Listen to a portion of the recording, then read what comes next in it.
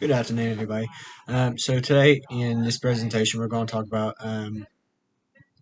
diversity in birth and pregnancy around different cultures in the world. So in the world, there are several hundreds of different cultures that believe in different ways in talking about, you know, pregnancy ways, meaning as like, how men are active during the pregnancy. As you see throughout this presentation, you're going to see um, several different cultures that believe in a lot of men interaction inside the pregnancy while the woman is actually growing the child inside of her, and also during the birthing process in several different cultures. I'm going to name off at least three of them, and then I'm going to try to go in depth about my own personal experiences of these since my wife is currently pregnant. As of today, we are 3 weeks from having our daughter Hazel. So just to start off, in the world, like I said, there's several hundred different cultures that believe in different ways of pregnancy and birthing that deal with how much men are involved, what happens, who takes care of them, that kind of thing. So the three countries I'm going to really focus on are going to be China, the Dominican Republic. I'm going to show a little bit about the United States since that's where I'm at currently, and the Netherlands. Um, so according to Parents.com in the Netherlands, the uh, most expectant mothers in Holland, which is where uh, the author of this article was from. She was currently living in Texas with her husband, and then she decided that they're going to move to the Netherlands. So she stated that most Netherlands expectant moms do not really see a baby doctor, commonly known as an OB, which is an obstetrician. Most of them are referred by to a family doctor to a local midwife. Um, in case if you didn't know, midwives and OBs kind of do the same thing. Midwives are a little bit more flexible in what you want to do. Like if you want to go to the hospital and stuff, that would probably be either a gynecologist or OB. If you wanted to have like an at-home birth, like I know a lot of women and stuff, they like to have water births. Like even here in the United States and stuff is very, very popular. I know my wife, she's actually in a mom group, so she's actually seen some of these. She's seen different varieties of what people use. So in the article and stuff, doctors only really intervene in the Netherlands in high risk, or only if there's a complication that arises during the delivery. Dutch women can either decide whether they want an at-home birth or a hospital delivery. So I guess in this country and stuff, what she's trying to get at is they don't really see OBs or really don't really see doctors. They just really see midwives, and midwives are the ones who actually deliver most of the children in the country. According to this article, most Dutch who decide to perform an on an at-home birth are required to pick up what's known as a Creme Packet.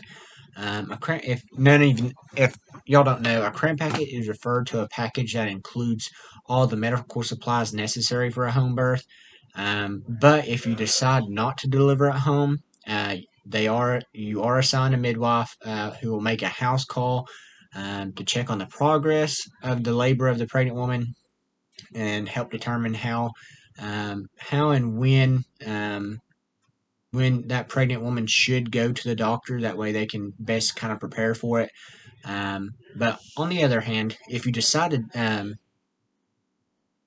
do decide to go and birth in this country, just know for a fact that not really many women in the Netherlands country really see epidurals.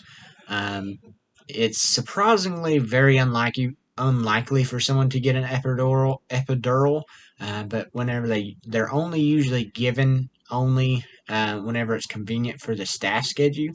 I know it's mentioned in the article that I was reading that people in this country often joke about the Dutch 9 to 5 epidural, which is just basically meaning like, if it's, I guess most of their staff over there work from about 9 to 5. So if it's convenient for them, that's when you'll get it. If you have it like, sometime in the morning or anytime that they're not really there, or not really there, but like most of the people who give the epidurals are not there, that and it's not really convenient for them, they probably won't give them to you. So as the article continues, it mentioned that majority of the Dutch women don't really get epidurals, and most of them don't really even get pain medicines.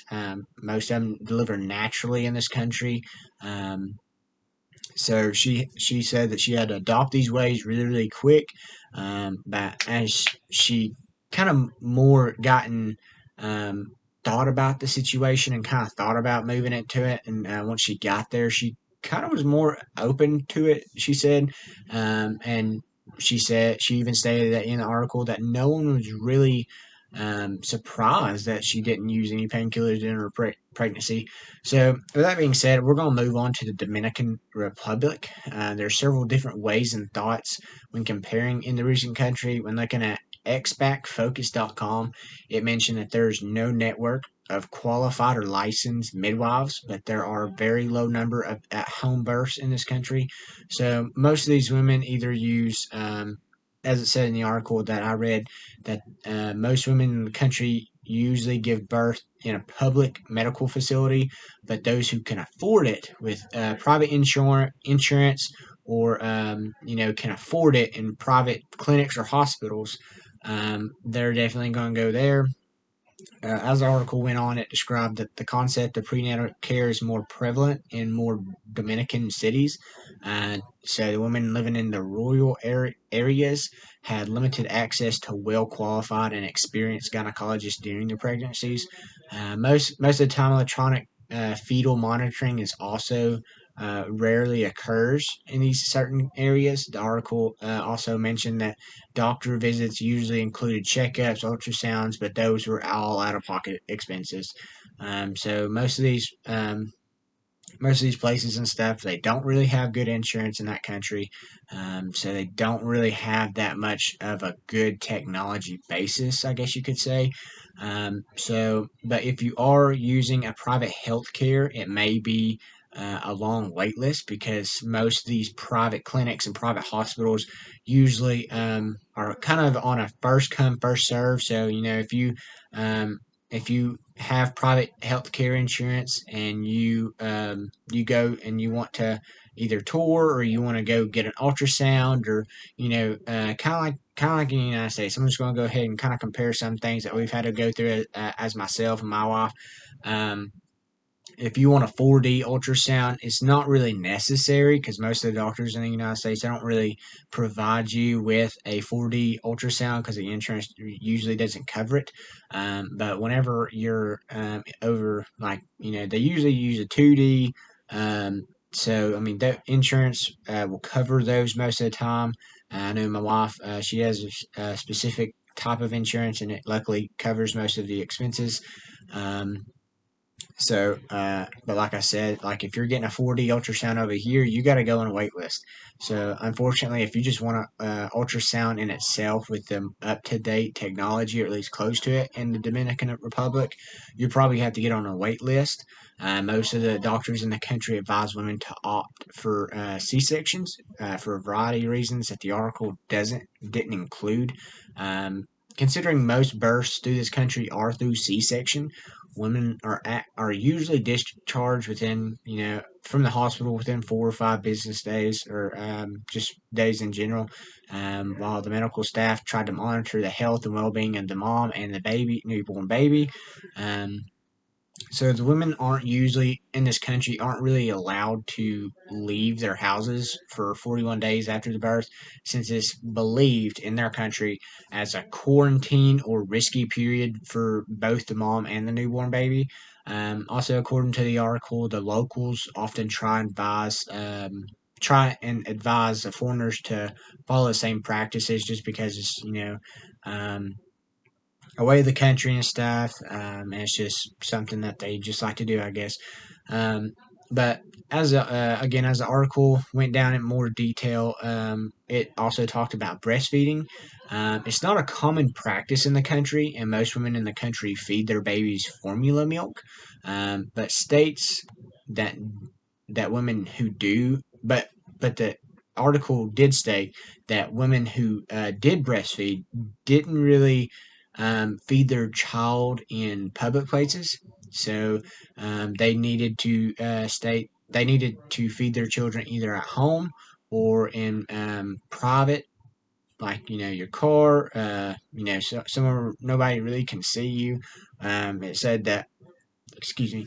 It said that if you're going to breastfeed your child and stuff, then it really needs to be preferably at the house.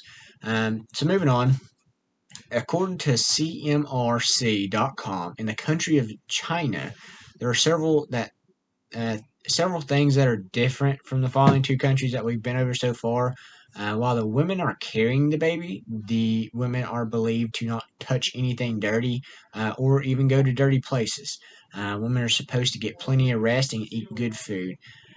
So I don't really necessarily know exactly what they were referring to as good food. It didn't state in the article, but I'm guessing it's something something healthy that is according to their religion and their practices. So according to the article, it also mentioned that the husband would not be present during the childbirth and didn't really play and does not play really any roles during the pregnancy. Um, it said that the Chinese mothers prefer to give birth in a sitting or a squatting position, and are actually, honestly, and are actually required to not cry or scream out during labor.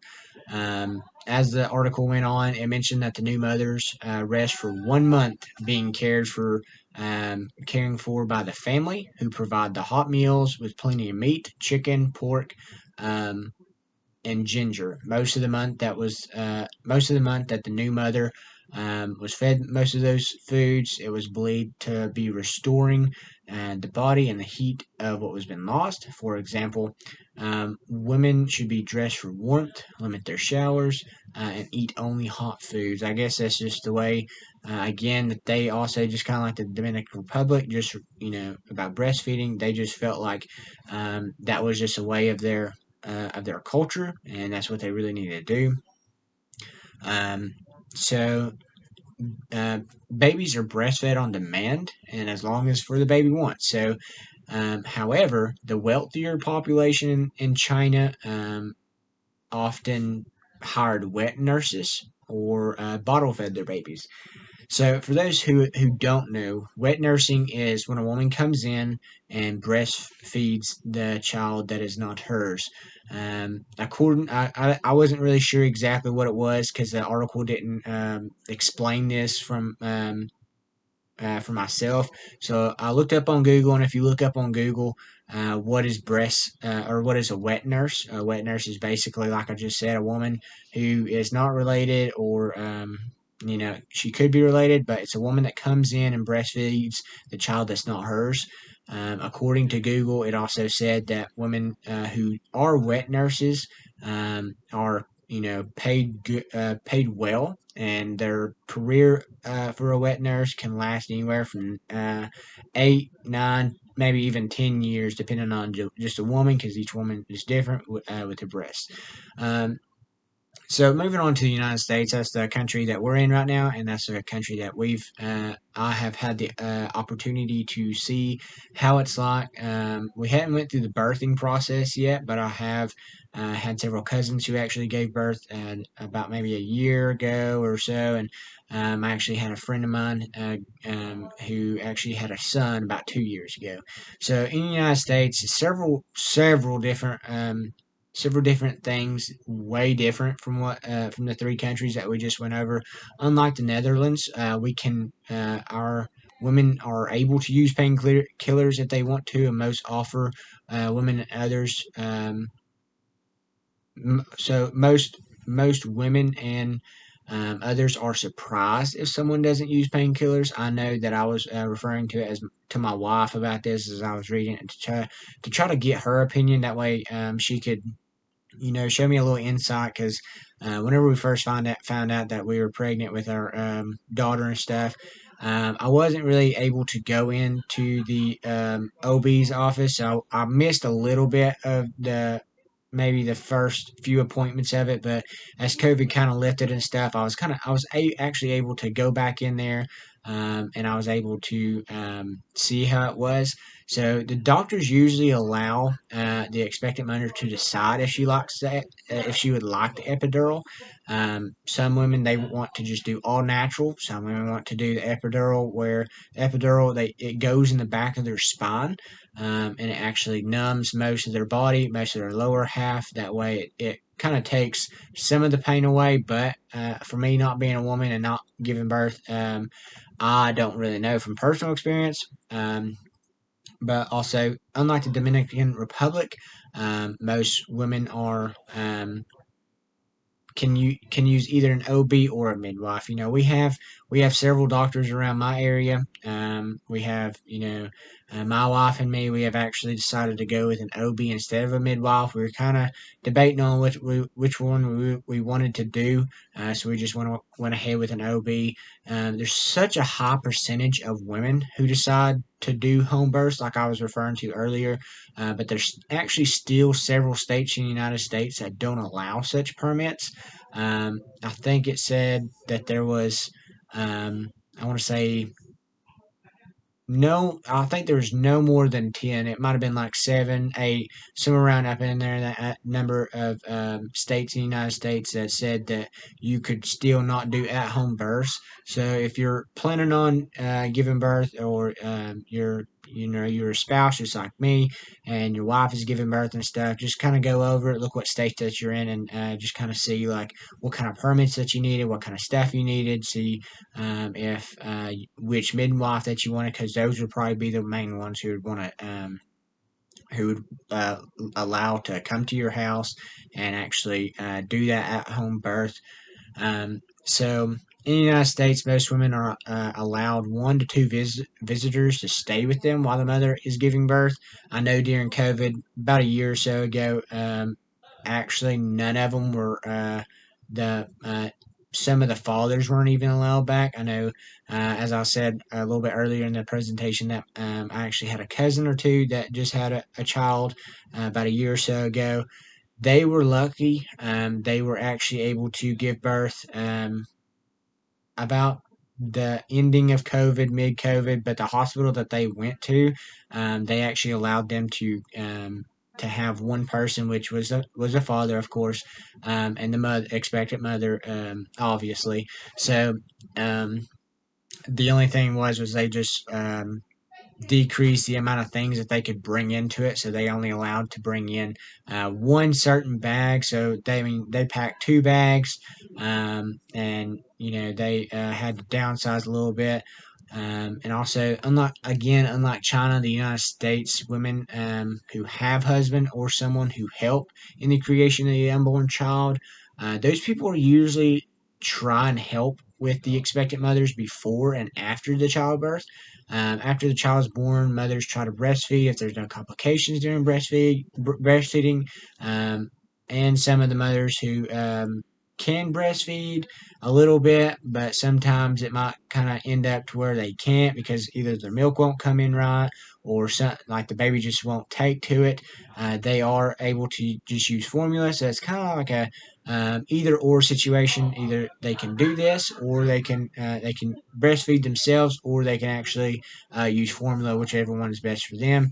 Um, so I know from personal experience, like I was saying, me and my wife are expecting a new baby girl in about 3 weeks from today, actually.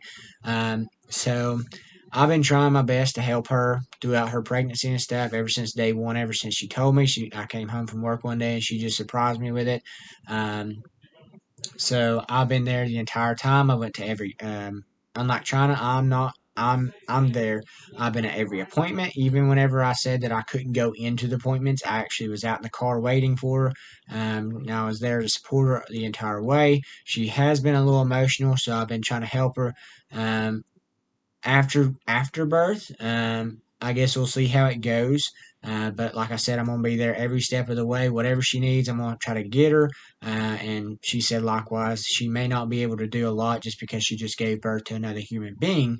But she said that she is also going to try to help me with whatever I needed as well. So, in my conclusion, there are several different ways pregnancy and childbirth cultures that uh, diversities over each country.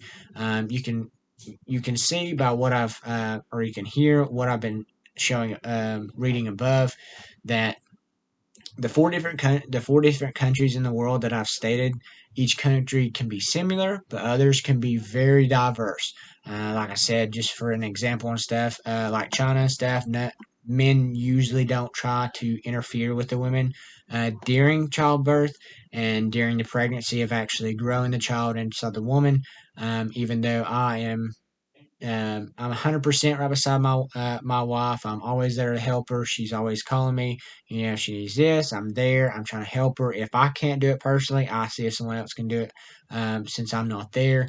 And just like breastfeeding in the Dominican Republic, I believe I have seen an article as maybe about a year or so ago where the United States is actually trying to allow and try to make it more clear that women are able to breastfeed in public. I know I've seen some feminists out there that are trying to go like show that they don't need to cover up. It's a natural way. I mean, I believe that too. I believe that breastfeeding is a natural way. Every mother has, especially in the old times and stuff, maybe 100 or so years ago, it was usual for someone to be breastfed. I mean, they didn't really have formula like we do today, nor the technology.